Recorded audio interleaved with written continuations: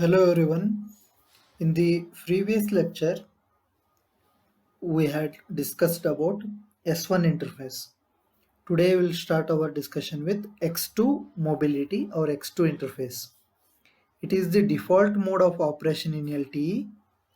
If X2 interface is not available between the source and target eNode Bs, then S1 interface is triggered. And as I have discussed, S1 is basically for other than LTE networks.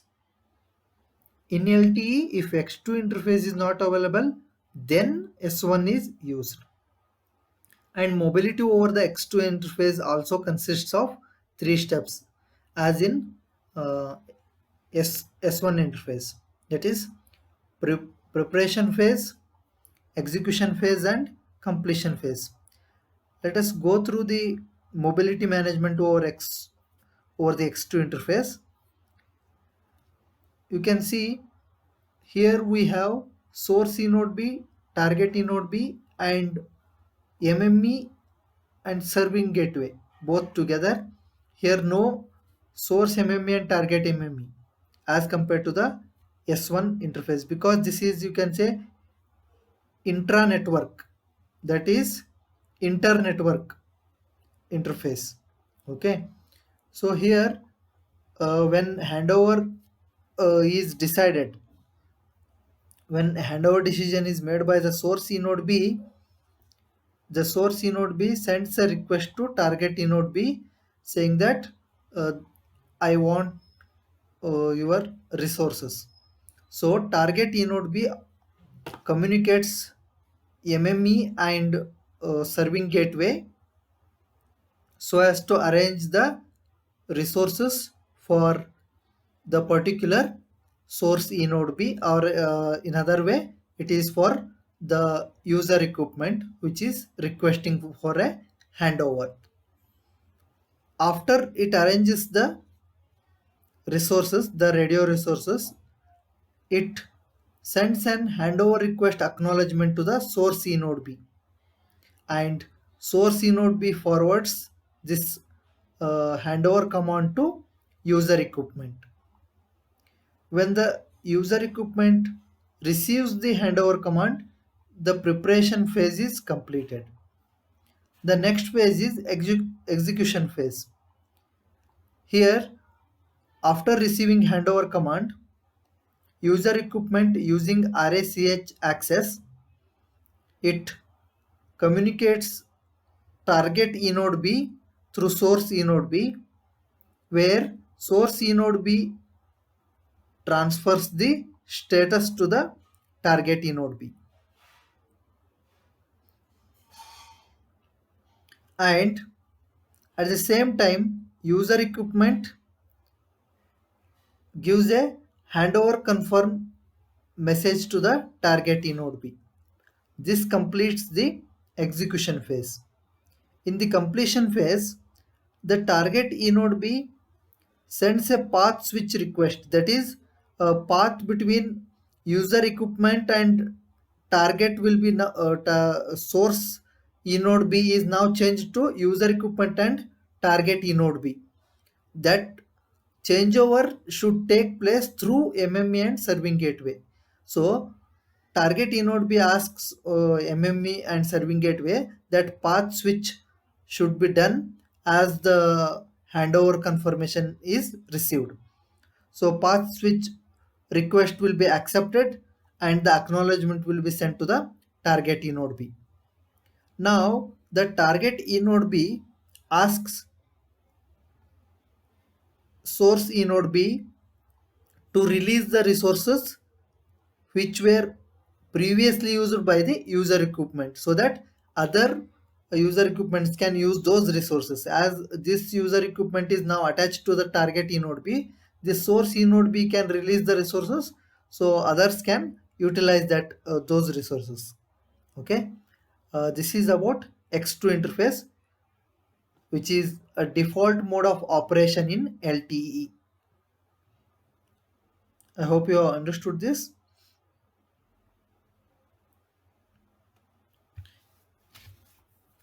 The next topic we discuss is intercell interference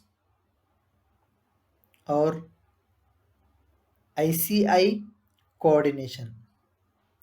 Since LTE uses universal frequency reuse to meet the spectrum efficiency, that is, the same spectrum is used in each cell, which leads to higher intercell interference.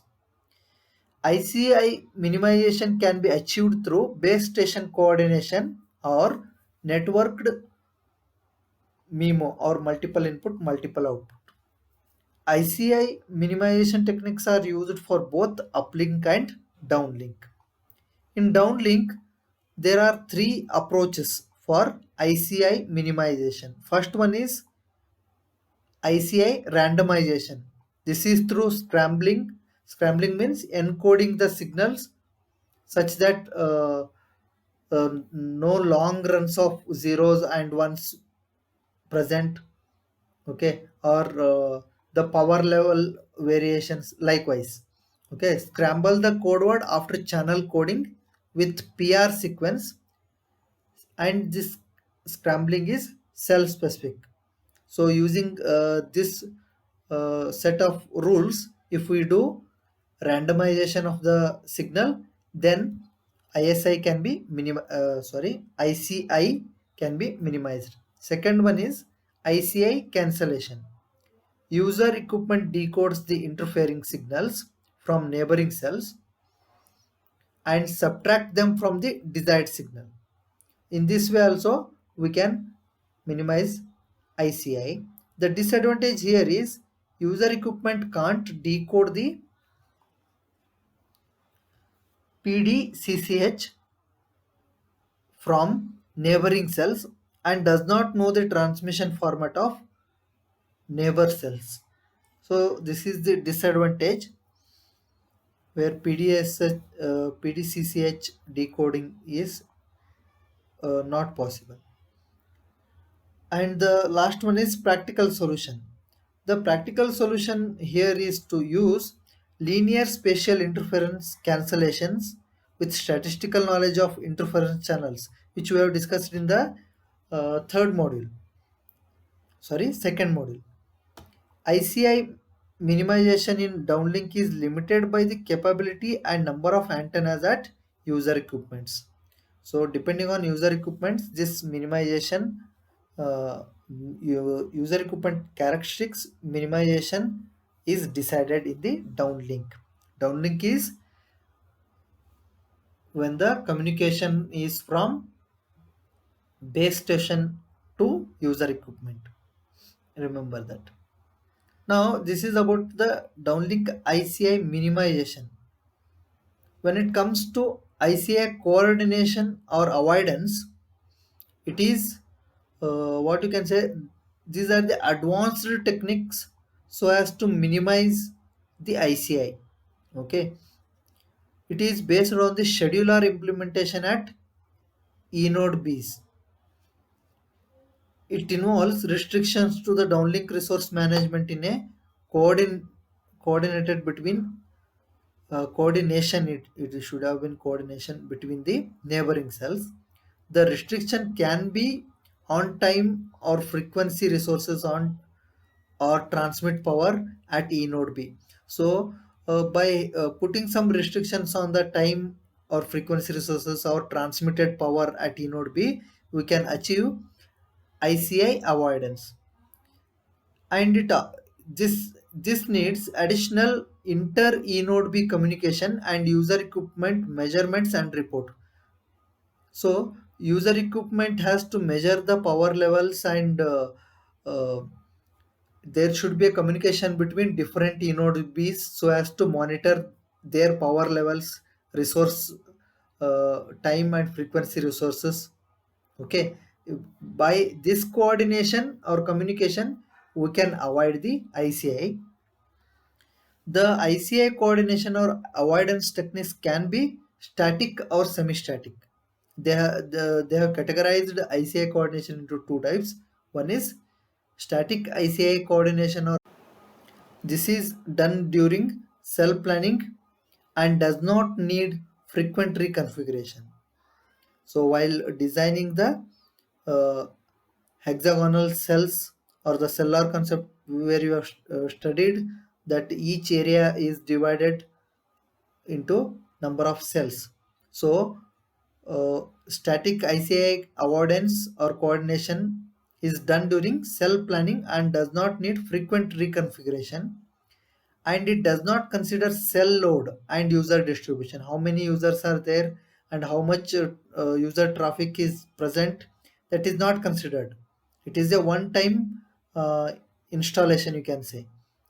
In semi-static ICI coordination avoidance, it needs reconfigurations on a time scale. Okay, after particular period of time, we have to reconfigure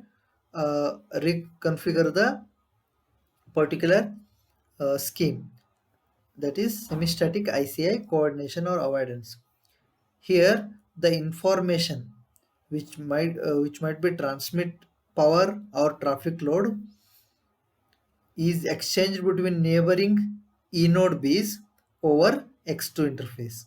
So using that interface, some measures will be taken or reconfiguration of the network takes place and thereby reduces ICI, that is inter-cell interference. Okay. Here is a diagram indicating possible downlink power levels for three neighboring cells. You can see this is one cell, this is another, this is third one, and here the power levels, you can see there is a variation between power levels.